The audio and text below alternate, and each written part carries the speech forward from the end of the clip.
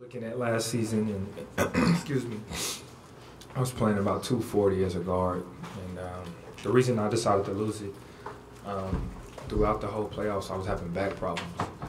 Before games, during games, after games, it was hard for me to go to sleep. I remember times putting on my shirt and having to tuck my stomach in because I didn't like the way it looked. And that pain was causing me, I was always tired. I wasn't as explosive, and I was exerting so much energy to try to go out there every day and do the things that I've been doing my whole life. So I wasn't too fond of that. I didn't like it not one bit, and I knew I had to change. When's the last time you weighed? You weighed 220 now? Actually, this morning I weighed 223. So when was the last time you weighed at least a little amount of weight? College. When I was in college at Oklahoma State. So what can we see from you with weighing 20 pounds after year? More explosiveness? Definitely more explosiveness, a lot more quickness laterally. Definitely, you're going to see me being able to guard the guards like John Wall and Bradley Beal and guys like that a lot better. Definitely going to see my energy level stay at a high rate, as whereas last year with that extra weight, I was in the first half I was energy. By the fourth quarter come, I still had that mindset of energy, but my body just wouldn't allow me to do it. Marcus, how did you keep the weight off, and how are you keeping it off, and how did you lose it? I have a chef. I hired a chef this summer, and the only thing I really did, I didn't change really my workouts, but I just changed the way my diet and the way I eat. No more fried foods. I eat a lot of Mediterranean food, ICE bowls, a lot of dates, and things like that. It just really, I'm eating more. My metabolism is high again, but it's really just what I eat. And like I said, I cut off the fried foods. Are dates good? Dates are great. Love them. You gonna come out with a book to compete with Tom Brady? No. Tom Brady's way up here. That's Tom's lane, and I'm gonna stay in mine. Marcus, what are the challenges going to be during the season to keep the weight off?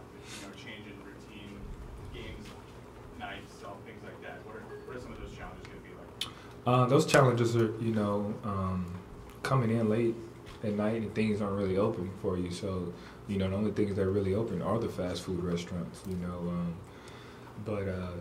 Excuse me, my body has adjusted to it. So even now, when I have my cheat days, I try to eat a burger or something, and it comes right back up, and my stomach, is telling me we're not doing that anymore. You need to get rid of that. So, but we've been working really close with my chef and this organization, and coming up with plans to make sure when we land, because we do get in late most nights, and make sure that we have something to eat and that is not too harmful to our bodies. Marcus, what was it like for you to watch all the roster change over the summer, and now being one of the four guys returning to this team that went to the Eastern Conference Finals last year? What was that like for you? It was crazy because when I actually got that call about everything that was happening, this whole summer, I really was off my phone. I kind of turned my phone off. I didn't post any pictures, any videos, or anything like that this whole summer. So I was actually in Denver working out, and getting mentored by Chauncey Billups, and my phone rang, and my agent calls me and said, it's possible that you could possibly be traded. And I'm just like, where did this come from? They were like, it just happened out of nowhere. And when I first heard it, I was just like, there's no way. And the more and more, and then once ESPN and everybody else started seeing it, I was like, okay, this is real life. Like, this isn't just a rumor anymore. This is like, this is going down. So, with the, leaving of Jay Crowder and Isaiah Thomas and those guys, I definitely, going to miss those guys. I think this organization, everybody here is going to miss those guys. We learned, I've learned so much from those guys. Avery Bradley, all those guys meant so much to me. They were more like brothers. So it's definitely hard to see those guys go. We wish them the best in their careers and luck in the future. But we also welcome the new guys. We also welcome, Kyrie, Gordon Hayward, and all those guys that we obtained and things like that. You talked about the Kyrie deal and your possibility of being involved in that? Yes.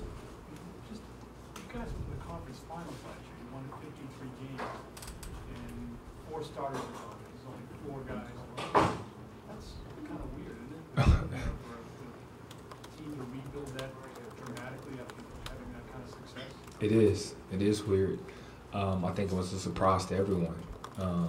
And that was the surprising factor, because we did make it so far. We surprised a lot of people, being the #1 team in the East, making it to the Eastern Conference Finals, beating Cleveland in Cleveland in one of those games, and then out of nowhere you trade the guys that helped you get there, or you get rid of those guys in that team, and you kind of it was a surprising factor to everyone.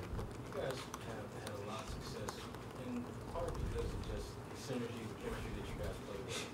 Adding as many new pieces to the puzzle as you guys, talk about just balancing that, the expectations that are greater now with the reality that it may take a little bit of time for all this stuff to kind of work itself out, and you guys kind of function out. I mean, that's why you have training camp. That's why you have preseason. You know, those extra practices to get used to that.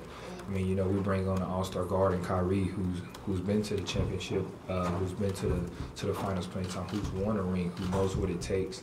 You know, we bring in an all-star caliber forward in Gordon Hayward, you know, who's had the luxury of playing for Brad, knows what Brad likes.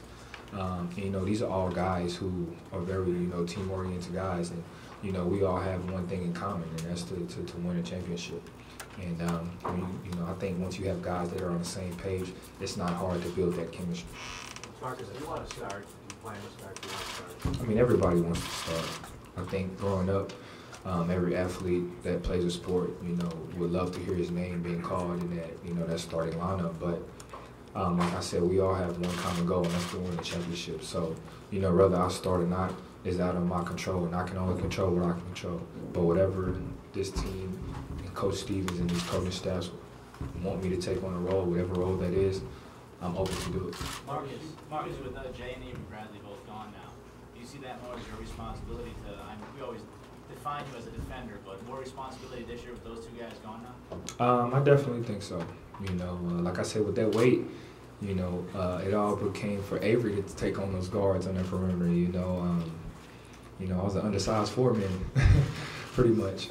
But definitely, you know, I think with losing an all-star talent defender in Avery Bradley and Jay Crowder, a lot of responsibility that does lie on my shoulders. So, you know, I'm ready for it, and that's what I've been working for this summer. Is there any concern representing your part that one of the things that you were able to do because of your size was you could be physical with guys who maybe had a little bit higher than you? Obviously, 20 pounds lighter, are you still going to be able to be physical with LeBron James, Kawhi, there's guys who are like bigger threes that you sometimes matched up? I definitely will. My strength has never been lost. You know, that weight that I lost, the fat, is turned into muscle. And now you add a little bit of quickness and more explosiveness. So now I could test those guys more at the rim instead of once they get by me, they're by me. Marcus, probably in several months you'll be able to answer this better, covering him every day in practice. What's it like covering Kyrie Irving?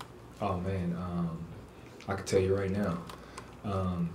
You know, I in my mind, Kyrie was, if not one of the guys, the hardest guys in the NBA to guard.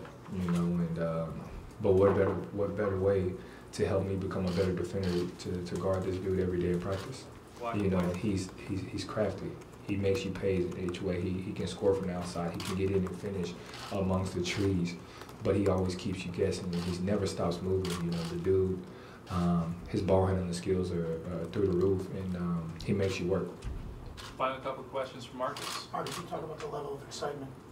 Obviously, there's a lot of excitement around this team, even though it's a completely new roster. Definitely. It is a new roster. You know, like I said, we're definitely going to miss those guys, but there definitely is an excitement because, like I said, we added guys who have even more experience. And are just as hungry as we were, and just as hungry as we are to try to win the championship for Boston and bring that banner 18 here. You know, like I said, that's every athlete's goal is to win a championship. And we have a guy in Kyrie who's won it before, who knows what it takes. You know, so him bringing that leadership in to help us and then help even me and the other young guys, that's huge for us. How's it feel to be the most veteran? Listen, that's still a shock to me. I'm 23 years old, and you guys are calling me the longest tenured Celtic. I never in a million years would have thought about that, you know, but it's definitely an honor.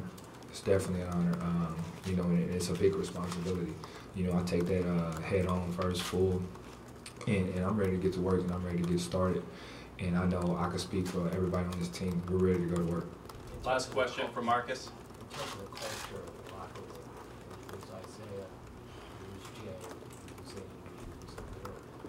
Is that, how do you guys put that together? Even in the locker room right now, it's like it'll be different if, you know, the guys that we had coming in were bad guys.